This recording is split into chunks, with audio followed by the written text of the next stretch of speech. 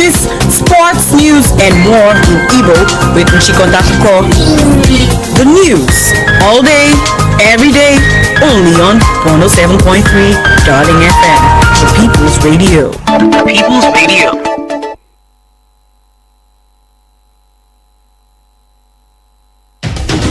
World News on Darling FM 107.3.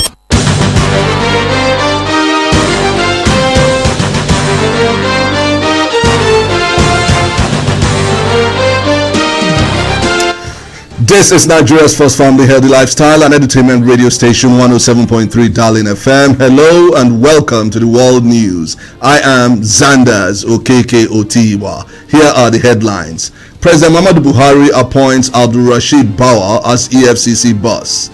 Imo State High Court squashes former deputy governor's impeachment. Dubai Airport CEO warns of tough year ahead. Details shortly.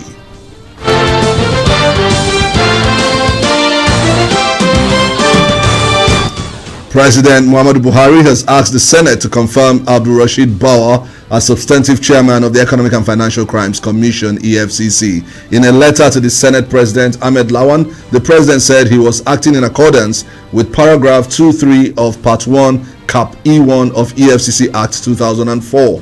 Bawa, who is 40, is a trained EFCC investigator with vast experience in the investigation and prosecution of advanced fee fraud cases, official corruption, bank fraud, money laundering, and other economic crimes. He has undergone several specialized training in different parts of the world, holds a BSc degree in economics, masters in international affairs and diplomacy, and was one of the pioneer EFCC cadet officers in 2005. Nigeria's Communications Commission, NCC, has advised the public to beware of fake recruitment exercise purportedly carried out by the commission. The NCC, through a statement issued by the Director of Public Affairs, Ikechukwu Adinde, said it is not recruiting either directly or through any proxy for any position. The director said the commission has standard recruitment processes and procedures which it strictly adheres by, adding that the public should always visit its website and social media handles when seeking reliable information about the commission.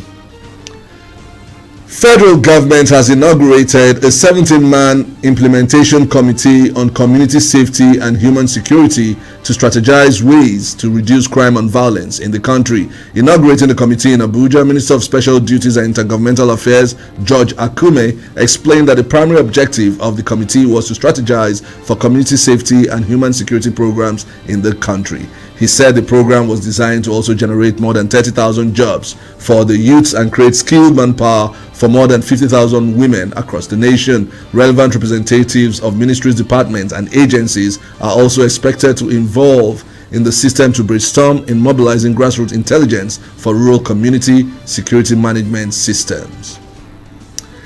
An Imo State High Court presided over by Justice S.I. Okpara has nullified the impeachment of the former Deputy Governor of the state, Jude Abaso, and ordered the restoration of all his rights and benefits from the time of his removal to the period that his tenure elapsed. Abaso was impeached on March 28, 2013 by the State House of Assembly following recommendation of the 7-man impeachment panel set up by the then State Chief Judge, Justice Benjamin Njamanze.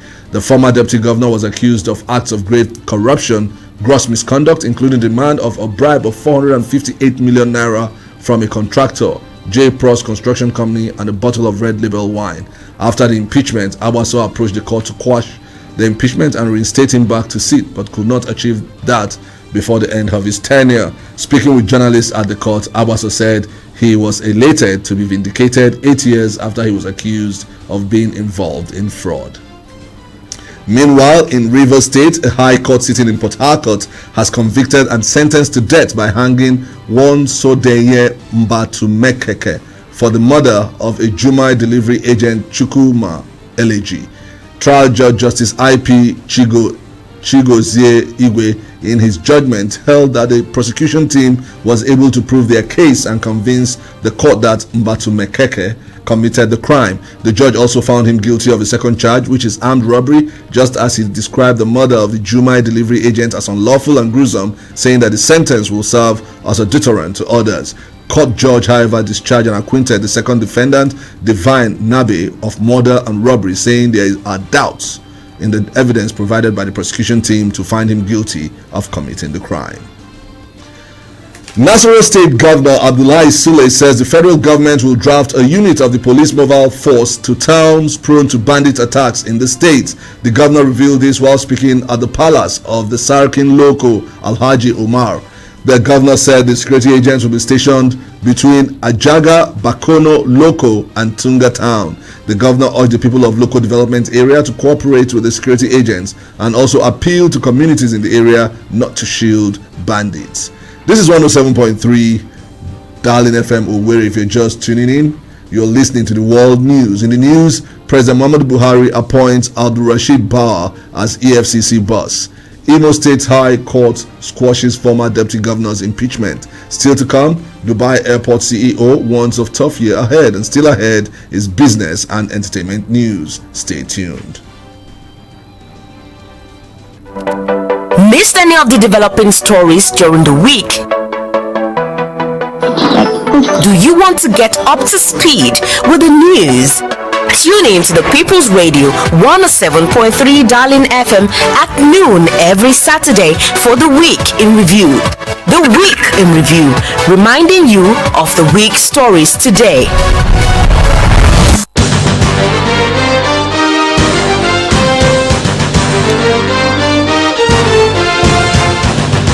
You're welcome back to the world news on 107.3 Darling FM. Now let's go to the foreign scene, where the chief executive of Dubai Airport, Paul Griffiths, has warned of another tough year for Dubai International Airport after the number of passengers passing through its terminal decreased by 70% in 2020.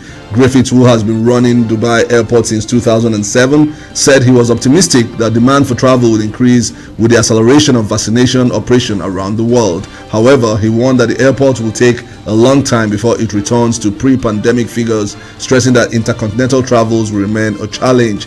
Countries, he said, should move to a secure risk management strategy instead of risk avoidance strategy, where tough measures have been focused on eliminating the virus. Last year, the airport welcomed 25.9 million passengers, mostly during the first quarter of the year before the outbreak of the coronavirus pandemic.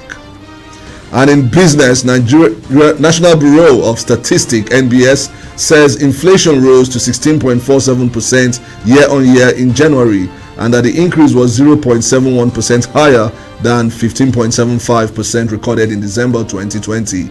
It said this in the Consumer Price Index January 2021 report released in Abuja. The NBS said increases were recorded in all classification of individual consumption by purpose divisions that yielded the headline index. According to the report, on month-on-month basis, the headline index increased by 1.49% in January, which was 0.12% lower than the 1.61% recorded in December 2020. And in entertainment, former governor of Imo State and senator representing Imo West Senatorial District, Rochas Okorocha, has urged the federal government to take advantage of huge potentials inherent in the entertainment industry. Speaking with journalists in Abuja on his bill, establishment of University of Creative Technology, Olu, Imo State, which is before the Senate for debate, he said the time for government to diversify the economy is now. He lamented over the entertainment industry potential that are yet to be well harnessed in Nigeria, saying establishing a university will trigger more talent that will be sought for by other nations and for the development of Nigeria's economy. He added that technology is the way to go, and one of the gifts of this nation now is the entertainment industry. And that's the world news, as produced by Uchroma Sophia Afolabi. You can reach our news desk for coverage and eyewitness report on 0818-732-5104 or send an email to darlinfmnews@gmail.com. For more information and inquiries, do visit our social media platforms on Facebook, Twitter, and Instagram at DarlinFM1073. And you can listen to Darlin FM anywhere in the world. Go to www.darlinfm.ng and click to listen. I am Zandas, Okeke, Otigba. News update is